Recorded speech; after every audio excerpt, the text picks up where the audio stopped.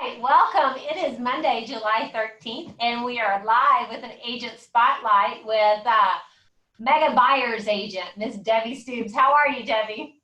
I am doing well. Thanks for having me. We are super glad that you're here. I am just on my phone real quick so I can share this to my story so we can get more people watching you because you've got a great message and I want to make sure that we're sharing it out. So give me just a second because sometimes it doesn't like to play along as fast as I move. How are things in your life today? Doing well. Everybody's good. Just busy, on the go, and kids are graduating. Work is good, so all is well. All right. So just real quick, give us a little background about yourself. How long have you been in real estate? I've been, this September will be 5 years. Okay, 5 years. And you got started with Keller Williams, correct? I started, yep, my first, oh, are we still there? Okay, there. My iPad just went down for a second. Yep, started with Keller Williams and been here and no plans to go anywhere else. All right. So you started with Keller Williams, and you are a buyer's agent on the Kathy Stange team. How long have you been an agent with her team? Just, let's see, maybe a year and a half. Yeah, okay. About 2 years, right around there. About 18 months. So you did about 3.5 years as a solo agent, and you're the mother of three. Of three, yes. And you have a special needs child. I do, Christian. You might have seen him doing his tours, his critiques on the houses. I take him out with me sometimes. Okay. Are you rocking in your chair? I am, sorry. Okay. I see people do that on Zoom calls all the time, but it just looks, it like animates it, you know? All right. I'll stay still. So you've got 3 children. One just graduated high school. Correct. Mm-hmm. My son is a sophomore, and then I have Christian, who is a young adult, and he's at home with me, and we're still figuring out his purpose. But okay. So you've got one son, sophomore in college. Your daughter just graduated, and Christian is adult, special needs. So you've got a lot of time on your hands, is what you're telling people. Yeah, all the time. Yes, so much time. I just don't know what to do with myself. Well, so you were working to build your business as an individual agent, and then made the decision to join a team. And this is really what I want us to focus on here, because I think it's so important. I counted up one day, I counted 24 different roles within the real estate business for your real estate license. Yeah. That's a lot of different avenues. That and is. when we get started in the business, we think there's one role, realtor. And really, all of those 24 roles are realtor roles, but we never realize how many opportunities are available to us. So you took kind of a leap of faith, I guess, by joining a team. Tell me, share with everybody just a little bit about, like, what made you investigate the opportunity and kind of some of the pros and cons you had to weigh in order to make the decision to go to do that. Well, being a single mom, and during my time at KW, I was at one point the only driver in the house and driving everybody where they needed to go, and I didn't feel when I first started I could be a really good member of a team because I had to have a very flexible schedule. I had to be able to do things as my kids needed. So I didn't think that would work for me. And so I, wanted to do it on my own and show that I could do it. And it was coming along, and it was starting to pick up, and I was doing better. And then I made at one point a decision to do one of the, our habits of the 66-day challenge. And I was going to come in every morning, because you at one time said to me, why don't you come in the morning and stay and do your work, and then you can get done, And I was like, oh, I gotta go feed, Christian and take care of this. And I was like, you know what, I'm just gonna do it. And I started coming in every morning and being here for Power Up. And it really did sort of change my mindset on things. And because I was coming in, Kathy noticed it. And she wanted another buyer's agent on her team, someone that with the like mindset of coming in and getting that power up mentality going and everything.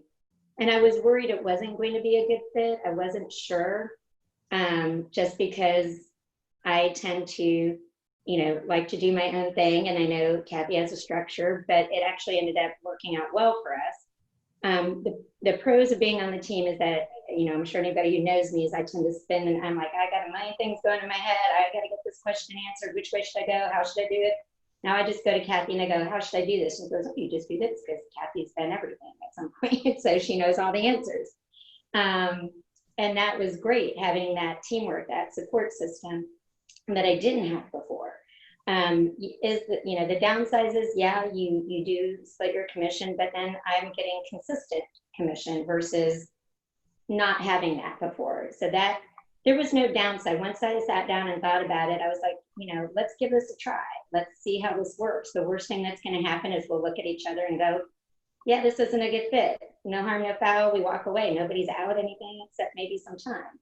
And instead, it ended up just being, I think, a really good melding of very, very different personalities that just work really, really well together. And we're also supportive of each other. It's made my life a lot better, a lot more structured, and a lot easier. And I'm now, I think, much more the professional I wanted to be because of the tutelage and the instruments in place for me than when I was out there on my own, like you always say, trying to reinvent the wheel. I'm like, I'm sitting here asking a million questions. All this is already in place. I just need to do it. So it's really worked out well. Well, awesome. Yeah, you mentioned the word structure, and I think, a lot of independent contractors and realtors were very entrepreneurial minded, and we think of structure and we want to run the other way, right? Like corporate America structure, I don't want to be stuck in a box. But in all honesty, as a single mom with 3 children, you've created a lot of routine in your world in order for you to be able to navigate and help navigate them. So, structure is not a bad thing. Micromanaging is a bad thing, but we both know that Kathy's not a micromanager. But having a platform for you to be able to run on, I think is really what, from where I sit, that's what I saw being offered to you, is you just needed a roadway. Like, you had the energy, you had the focus, you had the spunk, like you just wanted to run. And Reedy and I talk about this, and Reedy and Red, he talked about last week about, driving a foot and getting out and chopping down this tree so you can pave the road. Well, Kathy's already paved that road for you, so you can run faster. Exactly. I got in there and it just, Kathy's got a business, a database, a mile long, and there's never a shortage of people that she's talking to and bringing in.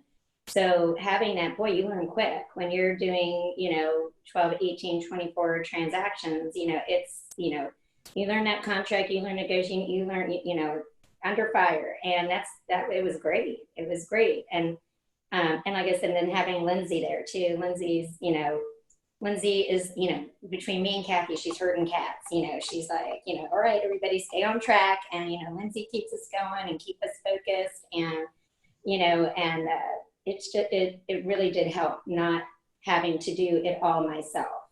Having that support has made my life so much better. And, I was able to go to family reunion and meet people there and do a lot of things that I didn't think, I would ever accomplish. I shouldn't say I didn't think I would, but I accomplished in that first year on the team. I got my culture committee. I got my culture committee. Don't you worry, we're going to talk about your garb in just a second. I set certain goals and I reached them, and would I have done it on my own? Yeah, I would have. I would have eventually done it, but it was achieved in a much quicker, more productive fashion, and and I just had to listen. I had to sit back and listen, and not be. I think one time you said to me in one of our coaching sessions, you said you weren't sure, or something about what was it? Anyway, she was like, you're a strong, you told me I was a strong, independent woman, and that, sometimes that doesn't work on a team, but, that doesn't mean that you can't, you're not independent. It's just that you're independent on your own way, but you're part of a group of independent women doing well. So, Right. and I had to stop looking at it as, oh, I'm getting help. I'm not being helped. I'm not, lesser, I'm part of a team, and I know Kathy's going to probably charge me $5, but we're a badass team. We're good. We have something for everybody, and together it really works. And so I was very lucky to be asked to be involved in it. So I love what you were just saying. I was having this conversation with somebody the other day about the concept of independence. And because as a strong female, being independent and strong and tough and being able to do everything on my own has always been important, just like it's been important for you. And a lot of people get into real estate because they want their own career. They want that independence. But what we have to remember is no one succeeds alone. And partnership and relationship is really how we get farther ahead. And if you're holding so tight to independence, then you can't really be in a partnership, and it will hold you back.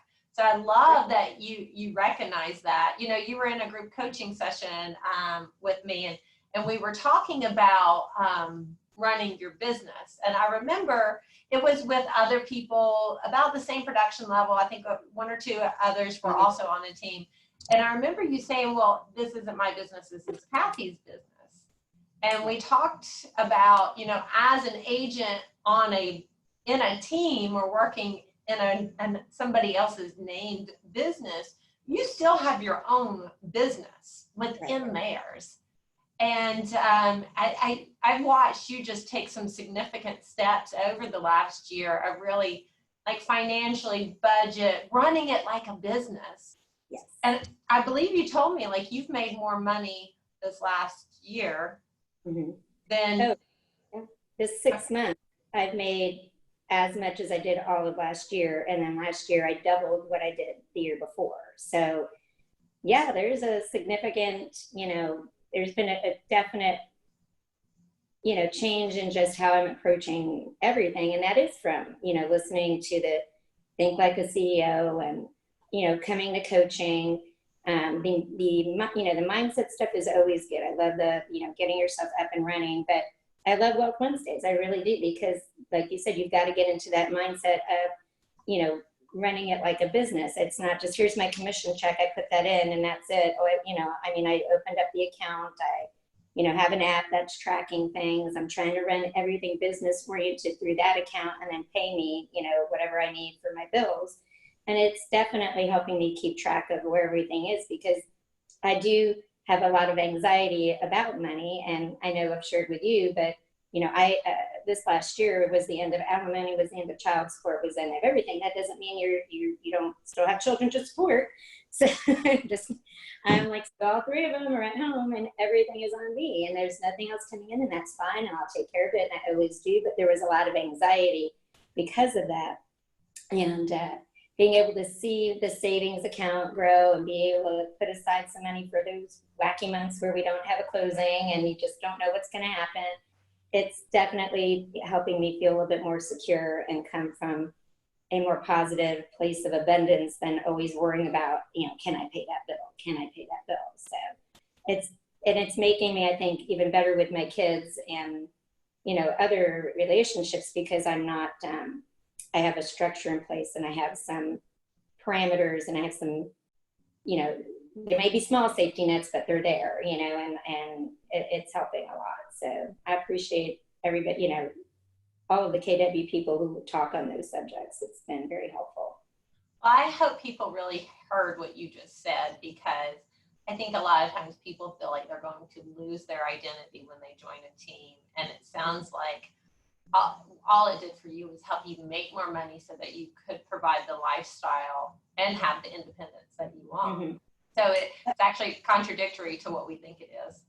It is. And, you do. It's almost like a marriage. I remember talking to a friend at one time when she was like, I'm afraid I'm going to lose my identity. I'm taking on my husband's last name, blah, blah, blah. And I'm like, yeah, I can see how you do. You might feel that way. I mean, you come into a team and it's, you know, it's the Kathy Stange team, you know, it's the, you know, whatever, you know. And I did share with Kathy in the beginning, I'm like, I know this is your team, but when I do something and it's good, I mean, I just would like to be acknowledged, because that's who I am. I'm like, I need a little pat. I need to get some, I want the respect of all my, you know, coworkers as well. It may be silly, but I need to feel recognized every now and then for whatever achievements. And she's always been great about that, and giving us all, you know, whenever we do something, giving us kudos. And I mean, it's a teamwork thing. But you do feel like you're going to lose yourself a little bit, and then you get in, and now, you know, I do feel like I sort of did find myself in the process. So I don't feel like I'm just some straggler KW agent that, you know, can't make anything work on a big level. I feel like I'm doing well, and I'm part of a big team that, you know, is a well-known team in here, and I'm proud to be part of it. And I do feel, you know, happy, and I feel like people, you know, they know the Kathy Stange team, but they also know me. I don't feel like I lost myself in there anywhere, and I was worried about that. So it's a good point. Well, and you also found a more significant source of connectivity. And, you know, during this pandemic where you and I are Zooming and everything's so digital and technology based, having that human element is key. And it's not just during a pandemic, it's always, you know, we get so focused on text messages and emails and social media that being able to find a network or a group to connect with, it's part of our human nature. Like, we have to have it. So it sounds like you've definitely found that with your team. Oh, yeah. Lost you again.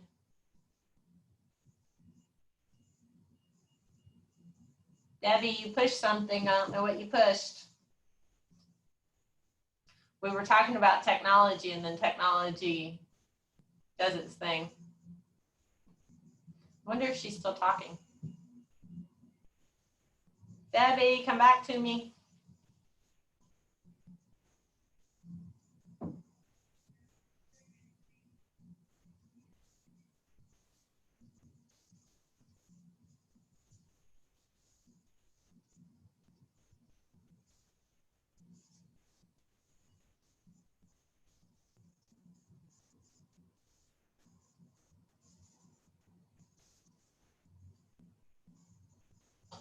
I'm going to call her. We lost her.